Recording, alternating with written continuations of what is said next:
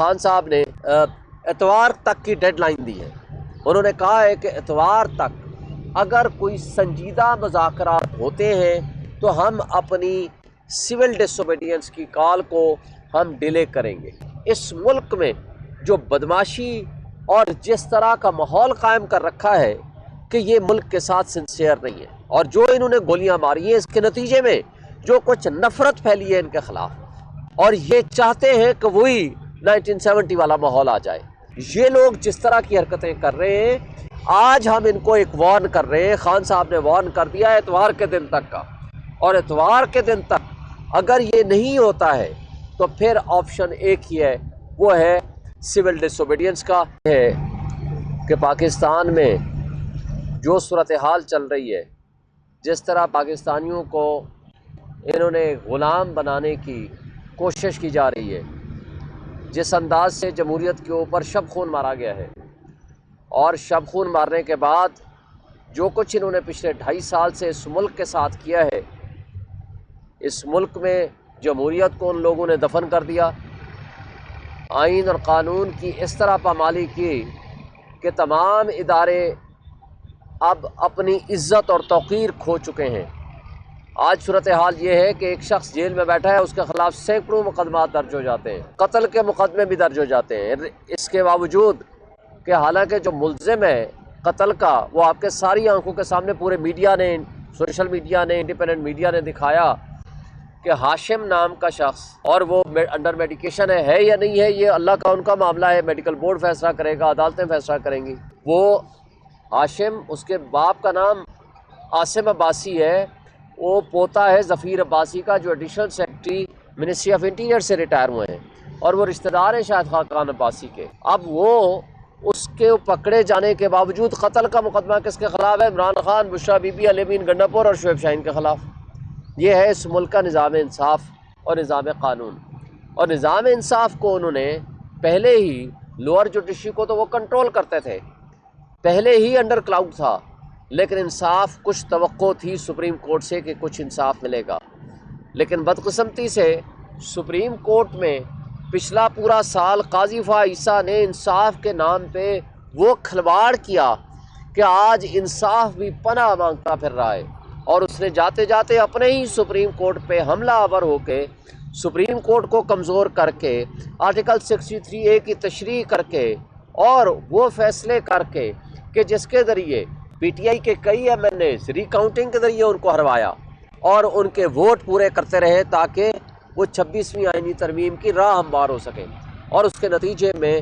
وہ بندے اٹھا کر گرفتار کر کے پیسے دے کے 26ویں ترمیم کے ذریعے انصاف کے نظام پہ حملہ آور ہو چکے ہیں، اور جو سپریم کورٹ سے جو انصاف کی توقع تھی اس کے اوپر بھی قدغن لگا دی گئی۔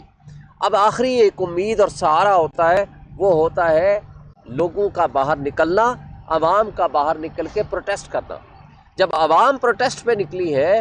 تو ان کو سنائپرز کے ذریعے گولیاں ماری گئی۔ دیکھیں دنیا میں کہیں ایسا نہیں ہوتا، ایون جلیانوالہ باغ میں بھی سنائپر سے نہیں مارا گیا تھا، ٹھیک ہے مارا اس وقت بھی، وہ بھی غلط تھا۔ سنائپر سے مارنے کا مطلب یہ ہے کہ یہ ایک جان بوجھ کے گولی چلانا اور پرامن ایک سیاسی ورکر اور سیاسی کارکن، نظریاتی کارکن کو مارنے کا مطلب یہ ہے، یہ وہ دہشت پھیلانا چاہتے ہیں تاکہ اس ملک کی جو عوام 25 کروڑ عوام ہے وہ اس خوف اور دہشت کے نتیجے میں باہر نکلنا بند کر دیں، اور اپنے حقوق کی آواز کے لیے باہر نکلنا جو ان کا ایک فنڈامنٹل رائٹ ہے آئین کے تحت، وہ اس کا کلیم نہ کریں۔ تو اس بدماشیہ نے مسلط ہو کے اس ملک میں جو خرابیاں پیدا کی ہیں، اور جو مین اسٹریم میڈیا ہے آپ کا، اس کے اوپر جو قدغنیں لگا رکھی ہیں، جو صحیح والی بات ہے وہ سامنے نہیں آنے دینا چاہتے، تو اس طرح آج ہماری جو توقع اوورسیز سے ہے، کیونکہ وہ سب خود جانتے ہیں، ان تک بغیر فلٹریشن کے وہاں تک انفارمیشن جا رہی ہے، اس لیے خان صاحب نے اتوار تک کی ڈیڈ لائن دی ہے۔ انہوں نے کہا ہے کہ اتوار تک اگر کوئی سنجیدہ مذاکرات ہوتے ہیں تو ہم اپنی سول ڈس اوبیڈینس کی کال کو ہم ڈیلے کریں گے، اور ادروائز کمنگ اتوار سے جو ان کا مطالبہ ہے اپنی اوورسیز پاکستانیوں سے کہ وہ اپنی ریمیٹنس جو ہے وہ محدود کر دیں، تاکہ اس کٹ پتلی حکومت جو کہ آلریڈی اسی جو ہماری فارن کرنسی ہے، جو آپ نے دیکھا کہ ماضی قریب میں وہ گندم سکینڈل کے نتیجے میں $1 بلین کھا گئے۔ آج میں آپ صحافیوں سے پوچھتا ہوں، آج میں ڈیجیٹل میڈیا سے بھی پوچھتا ہوں، میں اپنے مین اسٹریم میڈیا سے بھی پوچھتا ہوں، مجھے بتائیں وہ گندم سکینڈل کی انکوائری کدھر گئی؟ کیا ہوا؟ کون کھا گیا وہ پیسے؟ آپ کو یاد ہوگا کہ کیا جب انوار کاکڑ سے حنیف عباسی نے کہا کہ تم گندم سکینڈل میں پیسے کھا گئے ہو، تو اس نے جواب یہ نہیں کہا کہ میں پیسے نہیں کھایا اس کا اور آپ کو پتا ہے کہ آدھے سے زیادہ گندم آئی ہے یہ شہباز شریف کے زمانے میں۔ اس میں ملوث ہیں بظاہر جو لگتا ہے، کیونکہ انکوائری نہیں کر رہے، شہباز شریف ہے، انوار کاکڑ ہے، محسن نقوی ہے اور مریم نواز ہے، بظاہر یہ لگتا ہے۔ تو انہوں نے جو کچھ کہا اس کا جواب یہ نہیں تھا کہ ہم نے پیسے نہیں کھائے، اس کا جواب یہ تھا کہ اگر ہم نے فارم 47 کی بات کھولی اور کہا تو تم مسلم لیگ نون والے منہ دکھانے کے قابل نہیں رہو گے۔ یہ سبھی کو پتا ہے کہ وہ 17 سیٹوں کے ساتھ آج برسر اقتدار بیٹھے ہوئے ہیں، کیونکہ ہارے ہوئے لوگ ہیں، اور ان کی بے ایمانی، ان کی کرپشن اور کرپٹ پریکٹسز ساری دنیا نے دیکھی ہے۔ اب ان لوگوں نے پہلے ہی اس ملک میں جو بدماشی اور جس طرح کا ماحول قائم کر رکھا ہے کہ یہ ملک کے ساتھ سنسیئر نہیں ہے، اور جو انہوں نے گولیاں ماری ہیں اس کے نتیجے میں جو کچھ نفرت پھیلی ہے ان کے خلاف، اور یہ چاہتے ہیں کہ وہی 1970 والا ماحول آ جائے۔ وہاں بھی یہی ہوا تھا، بنگلہ دیش میں مجیب کی پارٹی جیتی، حالانکہ ان کو،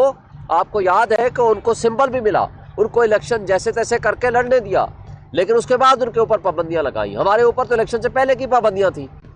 اور اس کے بعد ان کو جیلوں میں ڈالا گیا، اور آج ہمارے ساتھ جو کچھ ہو رہا ہے، ہم جیت کے جیلوں میں ہمیں ڈالا جا رہا ہے۔ الیکشن جیتنے کے بعد آج مجھے اس 9-10 مہینوں میں 19,788 کی دہشت گردی کے پرچے کیے گئے میرے خلاف، اور وہ ٹریبونل جو ہے وہ چل رہا تھا، اس کو جو جرائم کی آماجگاہ الیکشن کمیشن بیٹھا ہوتا ہے، اتنا میں نے ڈس آنیسٹ الیکشن کمیشن کبھی دنیا میں نہیں دیکھا اس طرح۔ اور وہ جو اس طرح کے وہ حرکتیں کر رہے ہیں، اب ایک ریٹائرڈ جج کے پاس انہوں نے بھیج دیا، اور ایسے ریٹائرڈ جج کے پاس کیس بھیجا جو خود کرپشن میں نکلا ہوا ہے، اس کے خلاف کرپشن کیس تھا، اور اس نے ریزائن کر کے اپنے آپ کو استعفیٰ دیا، اور وہ ہائی کورٹ کے جج سے فارغ ہوئے۔ تو اب ایسے جج ان کو پسند ہے، کیونکہ ان کی کرپشن کا ثبوت سامنے جو اب آئے گا تو اس کو چھپانے کے لیے اپنی طرح کا ان کو بندہ چاہیے۔ اب ہم ان سے کیا انصاف کی توقع رکھیں؟ تو یہ جو کچھ ہو رہا ہے، اور پھر آپ کو یاد ہے کہ کل پرسوں سے آرٹیکل چل رہا ہے سعید صاحب کا، محمد سعید صاحب کا، اس نے کہا ہے کہ جو پچھلے 2-2.5 سال پہلے جب عمران خان کی حکومت گرائی گئی، اس پہ $42 بلین کا لاس ہوا ہے پاکستان کا، $42 بلین کا نقصان ہوا ہے پاکستان کا، جو کہ 6.2% جی ڈی پی سے آپ مائنس پہ لے آئے، 0.7% پہ لے آئے، تو ملک کا جو اس وقت نقصان ہوا وہ اتنا ہوا ہے۔ لہٰذا یہ لوگ جس طرح کی حرکتیں کر رہے ہیں، آج ہم ان کو ایک وارن کر رہے ہیں، خان صاحب نے وارن کر دیا ہے اتوار کے دن تک کا، اور اتوار کے دن تک اگر یہ نہیں ہوتا ہے تو پھر آپشن ایک ہی ہے، وہ ہے سول ڈس اوبیڈینس کا، جس کے بارے میں خان صاحب نے آج فیصلہ کر